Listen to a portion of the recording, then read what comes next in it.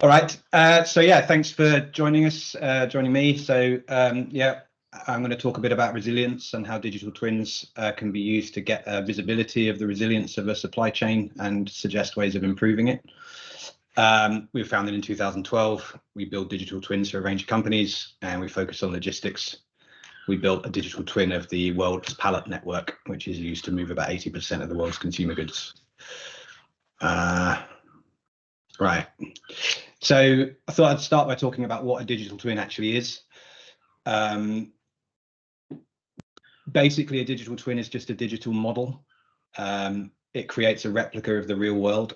It does that using data. Sometimes the data is gathered from sensors. Sometimes it's integration with other systems.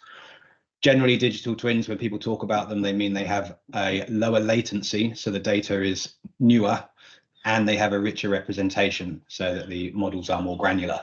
But essentially, it's just a fancy kind of simulation. It's just another type of digital model, which I think is important to bear in mind. And the kind of insights you can gain from it are not really dissimilar from those that you can get from a typical simulation of the real world. We tend to build them for exploring different scenarios, and generally, sometimes that includes making short-term predictions. Right, so supply chain is a network.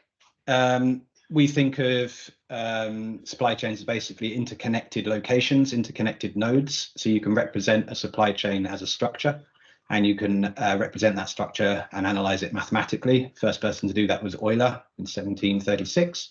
So the bridges of Königsberg is a graph theory problem about how to cross every bridge in this town in Königsberg, but only once. And that was kind of the beginning of graph theory, which I'll talk a bit more about. So a supply chain as a structure is a particularly vulnerable structure because it has what's called hubs. Generally, a normal network, or what's called a regular network, each node in the network will have the same number of connections, which you can see in the first two charts up here. This one is the one in the middle is a complete network where every node is connected to every other node, which creates those nice patterns. And the one on the left, I think each node there has 3 connections. Now, the trouble with those two is that they have long shortest paths, and the shortest paths in those networks scale linearly as the network increases in size. That's why people don't design supply chains like that.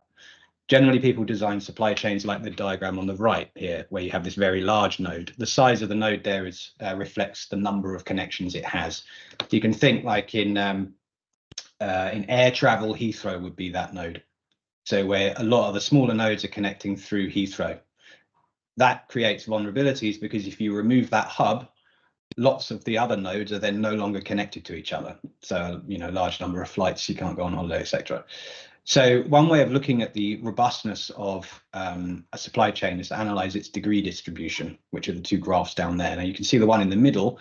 That's a sort of regular graph where most of the nodes have roughly the same number of connections, kind of bell curve. And the one on the right is much more close to what most supply chains look like, where you have a very large number of nodes with a small number of connections, and then a small number of nodes with a very high number of connections, which are the hubs, and they're the vulnerable ones.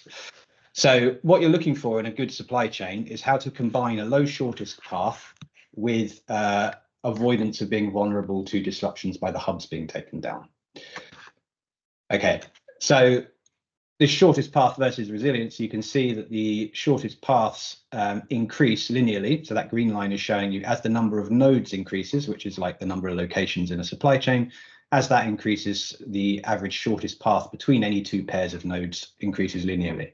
You can see the blue line is basically flat. That's a network with lots of hubs. So you can keep adding new retailers, new distribution hubs, and be confident that if there is a disruption, because you have these large hubs, it's not going to have much impact. You can see in the graph at the bottom how the network starts to degrade if particular nodes are, in this example, targeted attacks. So appreciate this is quite a lot to take in, but the point of it is that you can analyze a supply chain in terms of these mathematical concepts. You can actually take it apart and analyze it. The reason that digital twins are important is because this visibility, i.e. the visibility of the structure of the network, is provided by the digital twin. So every time someone in the planning department organizes a shipment of goods from A to B, they're adding a link in a network. they're changing the structure of the network. And if you want to evolve towards a more resilient structure, you can influence those planning decisions. And your knowledge of the way the structure is evolving comes to you through the digital twin. And that might be at different levels of latency. That might be, all the drivers and the logistics, so you're using apps, or it might be people who are doing paper-based declarations. But nevertheless, you have this knowledge of the structure. And what you're trying to do is maintain low shortage paths, but with resilience to disruption. Right, just a quick demo of something which shows okay,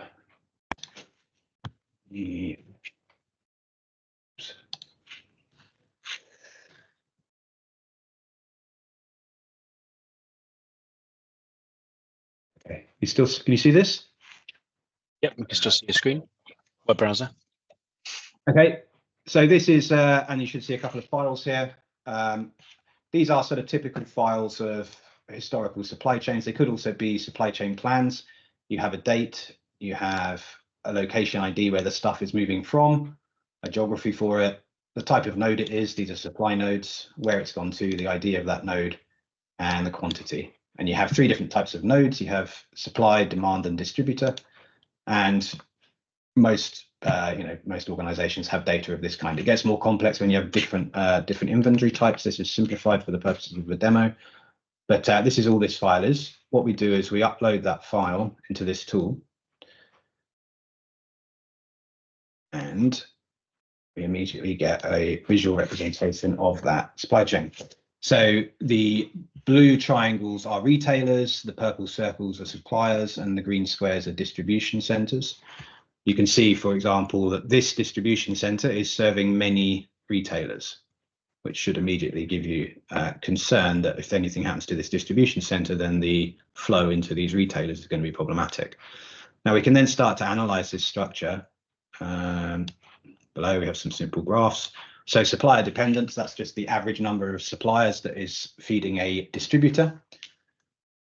We have distributor criticality, which is a ratio between incoming supply and outgoing demand. So essentially you want many revenue streams and few children.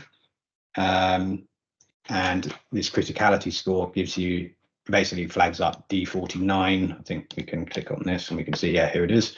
It's D49. You can see it's only supplied by one distribution center, two distribution centers actually, but it has many retailers connected to it. This supply chain, essentially you've got some kind of hub here, which is acting as a kind of main warehouse for all of the suppliers, which is then feeding other distribution centers, which then pass on to the retailers.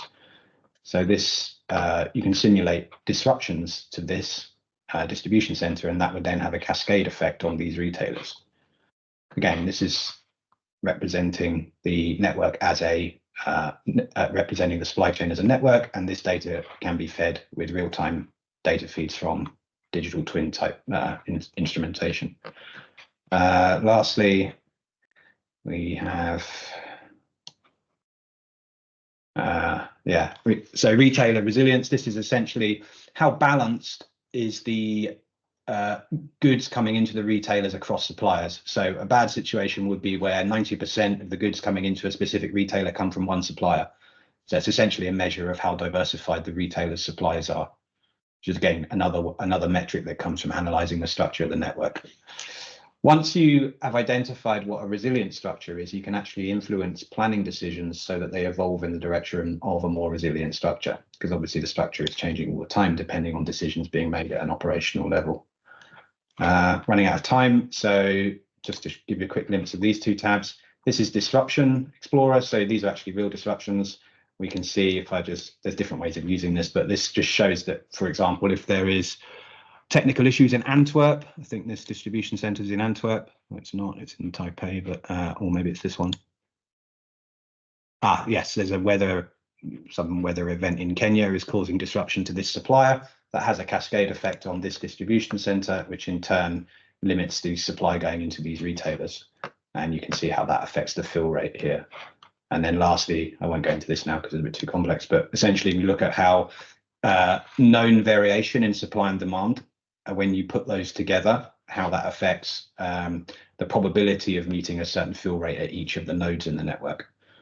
So that enables you to create plans which bake in different kinds of scenarios up front. So you convert what's commonly called uncertainties, you can convert them into risks, where each of those sort of unknowns then has a risk distribution, which can be combined with other risks to give you an overall picture of how likely you are to meet certain KPIs in the range of foreseeable scenarios. So yeah, in conclusion, you can analyze a supply chain using rigorous mathematical techniques. Generally, you analyze the structure. That tells you a lot about how resilient it is. You can simulate the effect of different disruptions on that structure. And once you know what a resilient structure is, i.e. one that isn't vulnerable to those kind of disruptions, you can influence planning decisions to gradually evolve that network in a more resilient direction. Thank you.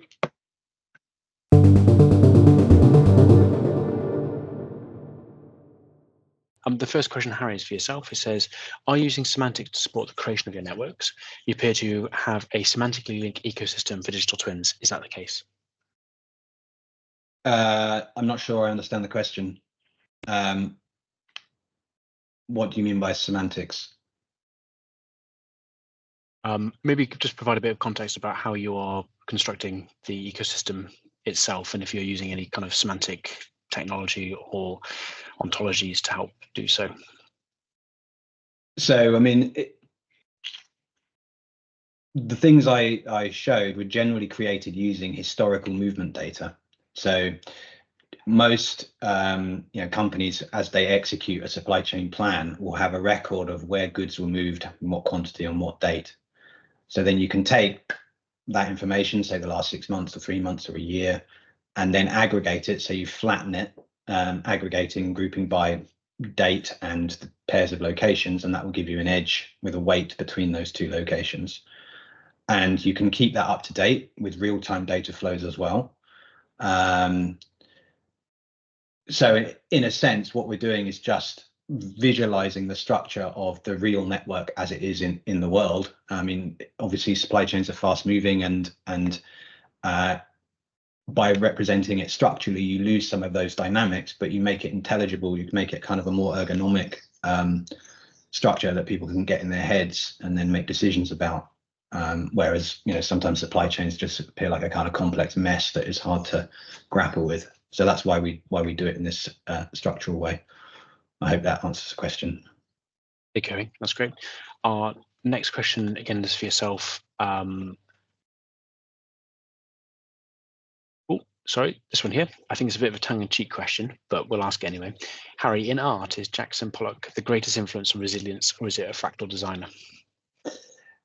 It's a good question. Yeah, I mean, yeah. I think some of the visualizations are quite nice. I think in general, you have to kind of try and make like human decision makers understand things. And I think a lot of the problems with supply chain technology is the use of machine learning and AI tends to make the people dumber, and we try and use technology to make the people smarter. So that's one of our goals. Can anyone use SimpathIO? Are you providing analysis behind this? Yeah, so it's in a closed beta. If you just get in touch, so info@hackencraft.com, or you can email me, that's harry@hackencraft.com, then we can set you up with a trial. Very good. And last question here, Harry, is does your technology target supply chains in a specific industry? We tried to make it as generic as we could. So a lot of the ideas we've got from working in logistics very broadly. So pallets is one example of technology of an industry that we've worked a lot in. And obviously that's kind of a superset of the world's supply chains. So a lot of what we think, the way that we think about the problem is quite generic, which means it's applicable to many different industries. We've done demos, done trials and things for people like Maersk and shipping companies, as well as like consumer goods companies as well.